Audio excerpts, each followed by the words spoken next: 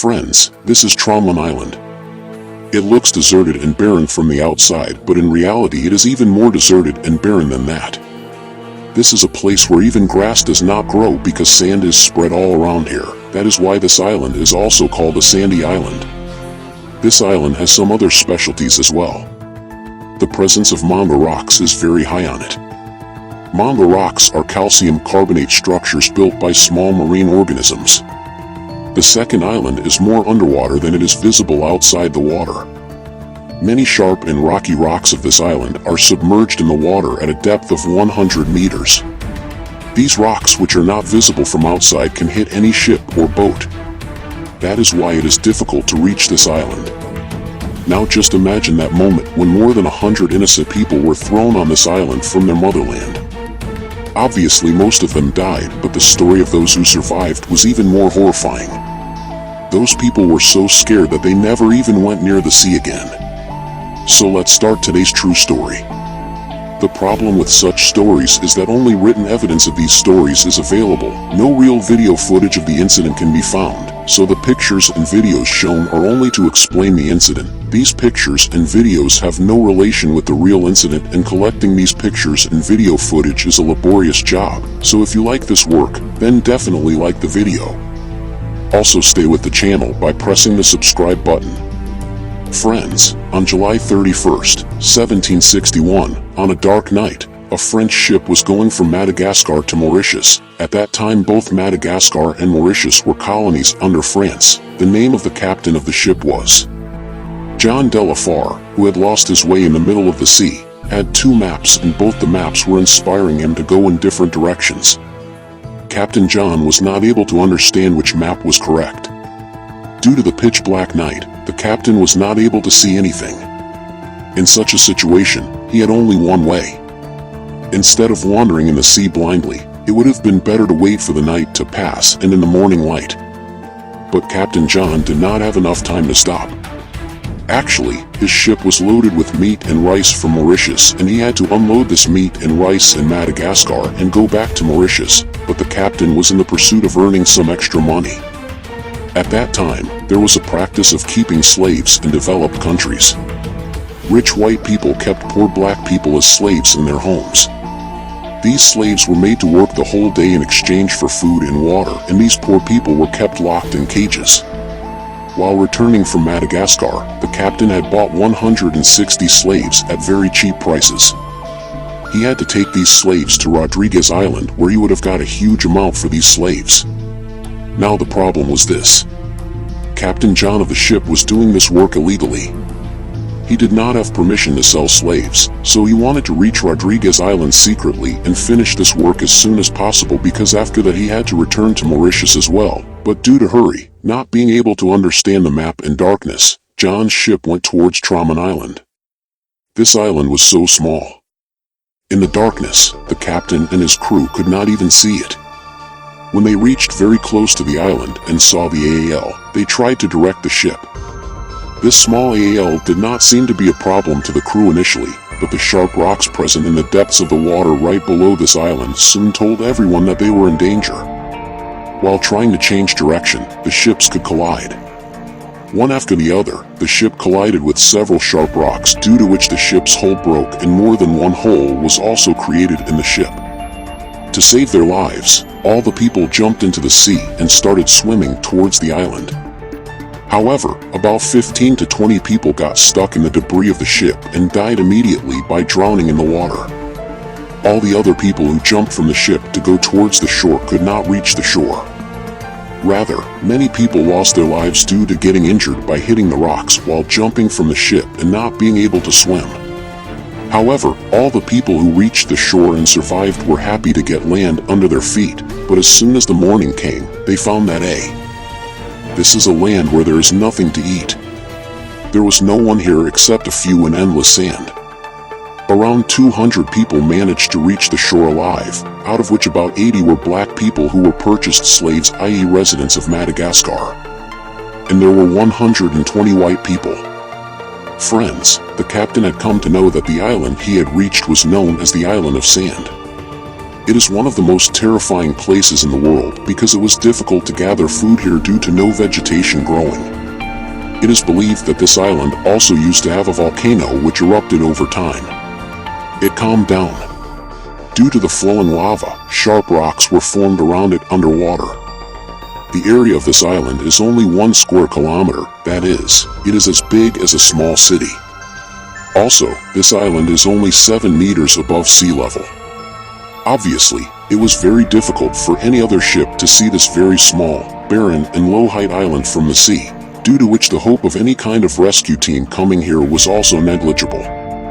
Now obviously, on an island where there is no vegetation, no creature will reside there. In such a situation, for food, one will have to depend on hunting sea fish and turtles. Due to the sharp rocks underwater, hunting in water will also be difficult. Also, due to there being no habit, you will have to face the scorching heat of the sun every day. And the biggest problem was of water. Seawater cannot be drunk, so it was not possible to survive by depending only on rainwater. Seeing all these conditions, Captain John lost his mental balance. He was unable to explain to the people what his next step would be and how the trapped people would be safely evacuated from the island.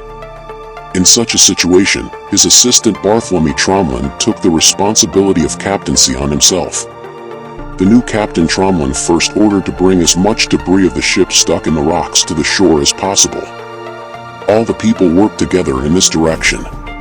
A large amount of food and some wet food was also found from the debris of the ship, but they still had very limited fresh water. This was the reason that in the next few days people started dying due to lack of water. After this, the new captain ordered to dig a well on the island. This well was dug with the help of debris from the ship, which provided rainwater hidden inside the ground. However, at that time, discrimination between blacks and whites was very high, so very little food and water was shared with the slave residents of Madagascar. 2 camps were also made in 2 different corners of the island, out of which one camp was for whites and the other for blacks. However, all these people worked together, but without permission. Black people were not allowed to come to the residence of white people. Friends, now every resident trapped on island had his own work. These people used to take out the debris of the ship from the sea every day, hunt fish and turtles and survive by drinking the water collected in the well. Many months passed like this, and now slowly these people together had taken out the debris of the sunken ship to a certain extent. Now the captain and his experienced assistants again prepared a boat from this debris, but this boat was small, so it was decided that only white people would board this boat and go to sea, and after reaching Madagascar, they would also rescue the black people from there. They will send a ship. Madagascar was not far from this island. All the whites boarded the boat and left, and the poor black slaves kept watching them go with their dry eyes. These slaves had a promise that someone would definitely come to rescue them too, with the hope of that promise. They started spending their days ahead. On the other hand, all the whites reached Madagascar in about 4 days. After that, the governor of France was contacted. He was told the whole situation and was asked to quickly send the ship to Tromlin Island, but the governor Sahib did not agree to this. He said, "How dare you trade slaves without my permission? I am not going to help you in any way." At this time, there was a war going on between France and England. Due to this, it was difficult to convince the French officials to send a ship to rescue the slaves. Anyway, in the eyes of all the French whites, the black slaves had the same status as animals. They were called to Madagascar. There was no concern for saving the residents. Days, months, and years passed, and the helpless residents of Madagascar remained stranded alone on the sandy island. They had understood that help would not come for them, so they made their own places to live on this island itself. They made small houses for themselves with the help of mamba rocks. These people also followed the example of the whites and made another boat from the debris of the ship. This boat was even smaller, and it could only carry 15 to 20 people, so 18 Madagascar slaves boarded this boat and went into the sea for help, but they never returned to this island, nor could they reach any other country. Years passed, and the residents of Madagascar kept dying one by one.